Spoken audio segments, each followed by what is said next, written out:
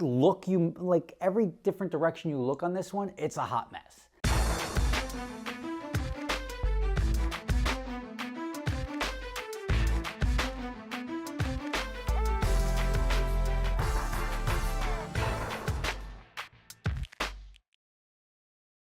All right, over 52% of guys deal with some form of ED. And most guys go untreated because they don't want to deal with it. They're embarrassed by it, right? But you have to realize it affects more than just them. It affects their partner as well. And now that it's 2022 and the hitting the gym and the resolutions are all coming in, it's probably time to also deal with that because it's a much larger part of your life than you care to admit. And that's where today's video sponsor, Roman, is here to help. Roman is a digital health clinic for men. Roman provides effective FDA-approved treatments for ED. Treatment with the Roman platform is super convenient. It allows you to be evaluated, diagnosed, and receive treatment all from the comfort of your own home. The initial online visit and all follow-ups are free, and you'll always get free 2-day shipping. Shipping is always discreet, and ED treatments start at just $2 a dose. All treatments depend on gaining a prescription after a medical evaluation by a doctor or nurse practitioner on the Roman platform. So visit getroman.com/SSR. I put a link right below in the description. If prescribed, you're going to save $15 off your first order to get you started. 2022, it's the year of the new you, the good you, and you can do that by visiting getroman.com/SSR. All right, guys, this is a good one, and this is essentially telling you why it's a bad idea to rent out exotic cars. Because everybody's like, oh, it's great. Dude's making money hand over fist. Everything is always well and good until something goes wrong, right? Whether you have the right insurance, the wrong insurance, whether it's your car, whether you borrowed, whether it's a personal lease, whatever the situation is, when you give somebody a car, they give you money, and then they bring it back, it's a huge win. Then there's the situations where they don't really bring it back in the condition it was supposed to come back in, and that's when everything hits the fan. And today's video is going to bring you down to, I believe it's Dallas, Texas. It is Dallas, Texas. And Alan Martinez picked this one up because he sent it over to me that he saw this, which is a Lamborghini Huracan Spider, which is on the ground. And it appears that the front wheel has been filed down from being driven without a tire. See, simple as that, right? That's the only way that starts to look like that. Then he got curious and said, okay, I have no context. I see a Lamborghini with the wheel filed down on it and bumper damage. Where did this start? Like, because that doesn't happen in 50 feet, right? That happens in, like, watching police chase, they shoot out tire, and then the guy's driving 43 miles down the road. That's what the wheel looks like. So Alan traced this all the way back to the accident scene, and that's where we're going to pick this up. So if you notice, there's a bunch of impact damage right here. So you can see the curb, and there's little shards of black everywhere. He hit this curb and he launched over the grass, over the embankment. There's tire marks. He lands right here. You can see all the under tray. There's bits of under tray everywhere.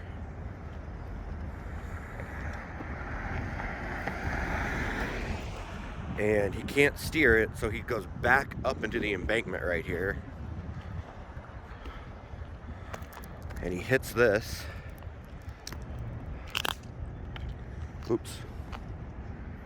Hits this, misses this pole. Back to the embankment. Now he's going the wrong way. This is where Harry Hines turns into field. So he's losing a lot of oil now, you can see. And he turns it right back up. If you follow all these, turns it right back up as you follow these marks. It starts going up this way. And I'm gonna get in the car and we're gonna follow those marks, and I'm gonna show you how he made it back to where the crescent is right here. The huge detour he took through downtown. So as the crow flies, it turns out that he was only, I don't know, couple hundred yards away from where he was supposed to be, or where his end destination was. But he decided to either be lost, drunk, I don't know what the story is, but he drove this car, and Alan ended up tracing from, because obviously you don't have a tire, you're leaving marks the entire way. It's like dropping those breadcrumbs. And he traced this accident all the way back, and the guy drove over a mile after he jumped the curb, crossed over, came back, etc., etc.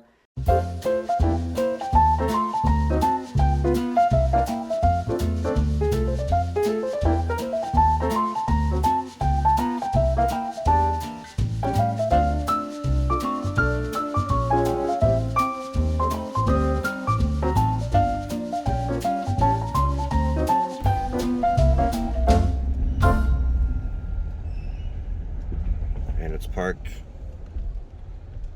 right there. And you're starting to piece together who does this, right? And I'll just get this out of the way. This entire thing is a hot soup sandwich. And what do I mean by hot soup sandwich? Take a sandwich, take some hot soup, pour it on it. It's unrecognizable. Like, did the soup ruin the sandwich? Did the sandwich ruin the soup? Who knows? It just, nobody wants to have anything to do with it. It's just a hot mess. And you look and you're like, I don't want to touch that. That's what this is. And this just gets weirder and weirder and deeper as we go into it. And I'm going to be completely honest, as far as everything that I'm relaying to you is either video that's been supplied to me from Alan, photos from Alan, or screenshots or whatever from conversations having to do with this post. Now, I don't know the ownership of the vehicles. I don't know, like, everything that's being relayed to me and that I'm relaying to you is not firsthand information. So if it is inaccurate, this is what I have to go on. This is, let's just say, educated guesses. And that is where we're making our assumptions from. And we're going to operate on that basis. So fast forward, it turns out, surprise, surprise, car was a rental. Was Boss Exotic Car Sales and Rentals. Now, to be fair, these two don't really go together. Like, you would think that, and this is my opinion, that a rental car company and a sales company shouldn't go together because people look at rental cars and have a lower value on them, right? Like, I'm not going to pay that for that car. Now, when you're renting and selling cars in the same place, you can only assume that the entire inventory is now tainted by rental car. And that's why it's really weird. But that also, if you look at it, he's also got the consignment cars and then rent your own car. So you see the cars on the website, you see them both for sale and some of them are for rental. And you start to see that this black Lamborghini is not on there. So you start to think, all right, what happened here? Like, where is this car? It could be a consignment car. And the VIN number was obviously visible. Alan posted the VIN number so people can be aware of the history of the car. But also in the photo, I saw a hard dealer plate on the car, which is just not good news, right? If you're running a rental car company, you have to assume that you have rental insurance. I don't know if he does or not. That's beside the fact. And, like, I don't want to be anywhere near this insurance claim in any which way because the car is not being driven as a registered car. It's being driven on a hard dealer plate, not a temp tag, but a hard dealer plate, which is only designed for people that work for the dealer to move cars from point A to point B. It's not designed for the guy's wife to drive it around all day. It's a common thing that people that own dealerships or used car dealerships, they drive around on dealer tags all the time and just pretend like everything is good. It's not. It's not supposed to. You're not supposed to have personal use with a dealer tag. You're supposed to have your own vehicles registered. And when you're driving a vehicle, if you want to drive it home, no big deal. They work off all of this gray area. What you can't justify, though, is that this car was being rented to somebody on a dealer tag, a hard dealer tag. That is pretty much a big no-no because the dealer's insurance that you have to have with that tag isn't going to cover a thing, right? Then you fast forward to the fact that the car is now damaged. Who knows about the guy who's so responsible in his decision-making that he jumps a curb, plays around in the grass, drives a mile and a half, 15 different ways from Sunday to try to find his way back. Well, I don't know if you've ever heard a car driving on metal, right? It's horrendous. Like, the noises, like a banshee. You would not want to hear this thing So for this guy to even pretend like he had no idea, he was either drugged out of his mind. I don't know what would prompt somebody to do this. This is astonishing to me that there's not a TikTok video of somebody seeing this going down the road, sparking its way down, and that didn't end up on the internet somewhere. That's beside the fact. So this guy damaged the car. I can't imagine his insurance is the best, right? Like maybe it is, maybe it isn't. Would his insurance cover something like that? They cover an accident, right? So like he spun out, hit a curb. They would cover that accident. But after that, he's done so much more damage to the car. That's now, is that a second accident? Is it a third accident? An accident stops when you come to rest.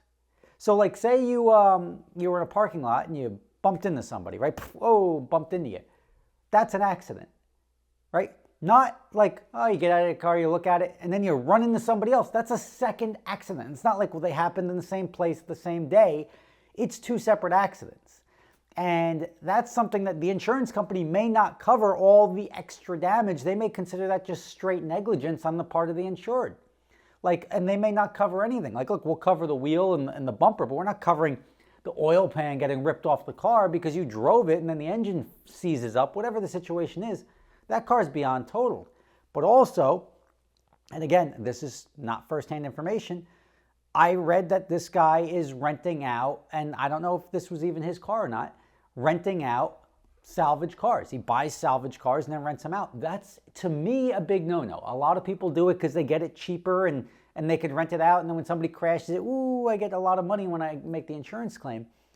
But at the end of the day, I don't like the liability of that. I don't like the liability of taking a salvage rebuild if it was fixed cheaply, if they put the wrong part on it. Oh yeah, we just grabbed an R8 control arm instead of the Lambo control arm, and now the camber on the wheel is off, or whatever the situation is. It's sitting different because it's like 3 millimeters shorter.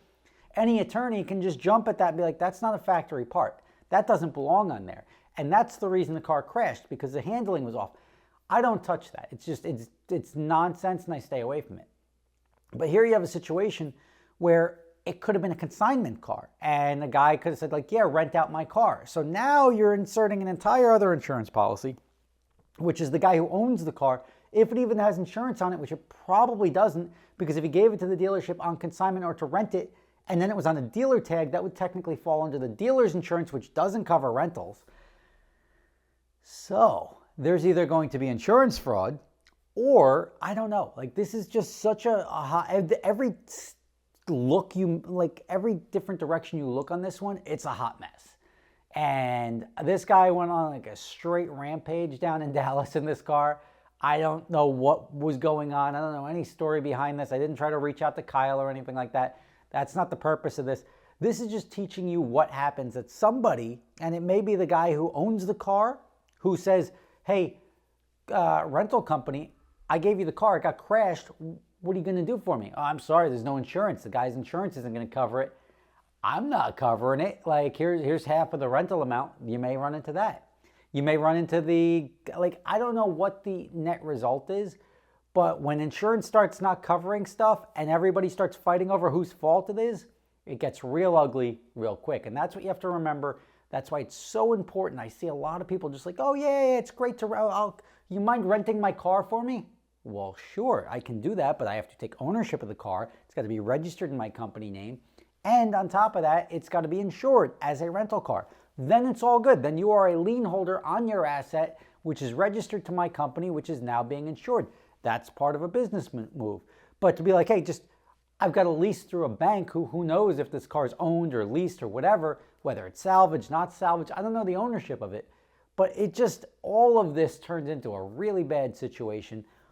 I could be completely wrong, right? This could be the easiest insurance claim. The guy could have the Cadillac of insurance policies. They could have already written a check for $400,000 to make this right. But I don't think that's the case. I think this is a little sloppier here. I think the insurance company may have an issue with some things, like if the rental agreement was even valid, because it's not being rented, it's being borrowed, so that should go on the other guy's insurance, because like you're lending a car to this guy. It's a mess. So when you think about renting your car, this is why you do things right. This is why you make sure you register your car properly in the name of the rental company that's renting it out, that it's insured as a rental car. Because if stuff goes sideways, you want to have that insurance. You want to have that backup. Because right now there's so many potential parties involved here, it could be a complete mess. Rob Ferretti, thank you for watching. Dallas, I should have been wearing my cowboy hat for this one.